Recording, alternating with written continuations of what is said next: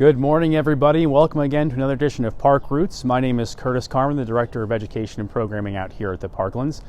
And before we start, last month we talked about birding 101, so I hope a lot of you have gotten a chance to get out in the park and do some birding. If you haven't gotten a chance, or if you want to brush up on your skills, we've got a program this weekend on Saturday, February 19th in Broad Run Park. We're going to be participating in the Great Backyard Bird Count, where we're going to be leading 4 different hikes with our rangers to count as many species as we can to report via citizen science. So please join us from 7 to 11:30 on Saturday morning in Broad Run Park at the Woodland Pavilion if you can make it for some birding. Well, today I'm here on the beautiful patio of the Gaines Lodge because we're going to be talking about animal love stories. So what better place to start a talk about love than here at our Gaines Lodge, where so many weddings have happened over the years, so many love stories have began right here, that there's really no better place to start our talk than right here in the Gaines Lodge. So animals attract mates in many different kinds of ways here at the Parklands. Maybe it's a showy display, a special dance, maybe they receive a special gift, maybe it's a feat of strength.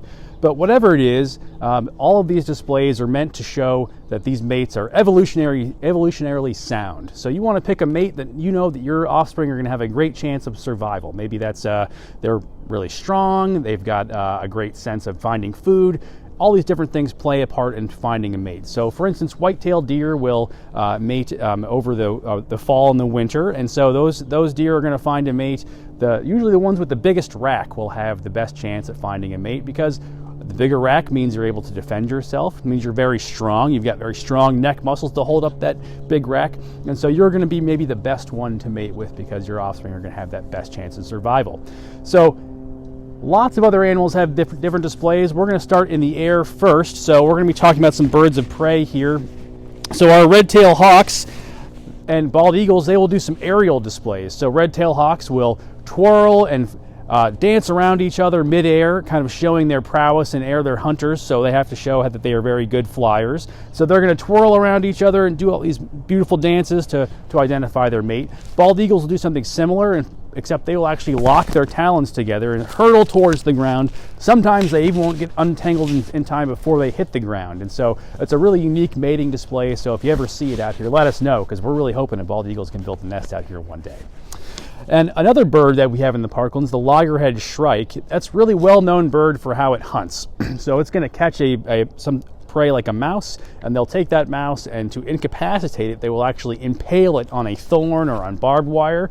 And so they will take something like a mouse, impale it on that thorn, and present it to their mate as a offering, as a gift, to show that, hey, I'm a good provider. Look, I've got you this beautiful meal right here, right? And so similar to that, we've got nursery spiders that are out in our meadows that look similar to wolf spiders sometimes. And let's see. They look similar to wolf spiders, and I've got my thing in here somewhere. And so the wolf spiders, they look similar to wolf spiders. So they're going to actually give a gift to their mate as well. So they will oftentimes catch a bug, wrap it in their silk, and present it to their partner as a gift. However, these spiders, sometimes the males can be a little bit, maybe let's say, frugal.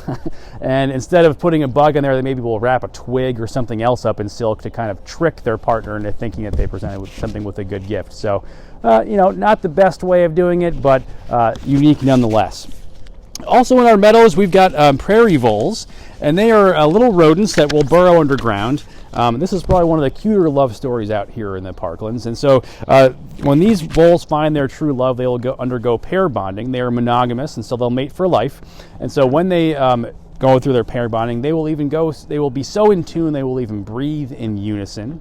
And they will also, if they're feeling stressed out, their partner will come and cuddle them, give them hugs to kind of make them feel better. However, unfortunately, these love stories are pretty short-lived. They only live about 1 to 2 years in the wild. They're prey for things like hawks that we've already talked about, but a cute, short love story nonetheless.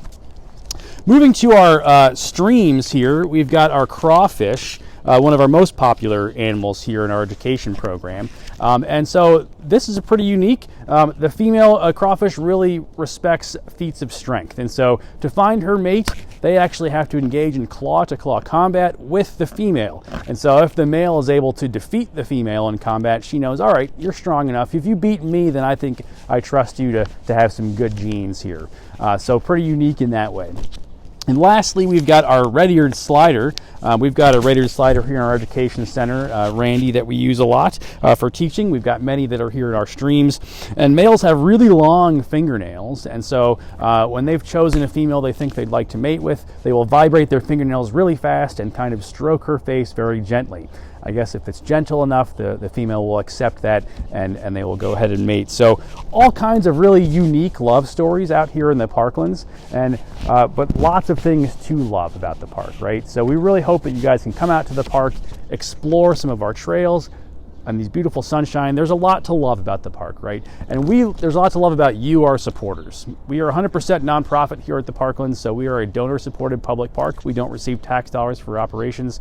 So by watching us today, by coming out to the park, you are supporting us and keeping us going. Thank you so much for watching. Please join us this Saturday, February 19th, for our Great Backyard Bird Count in Broad Run Park. And if not, I will see you all next month for another edition of Park Roots. Have a great Tuesday.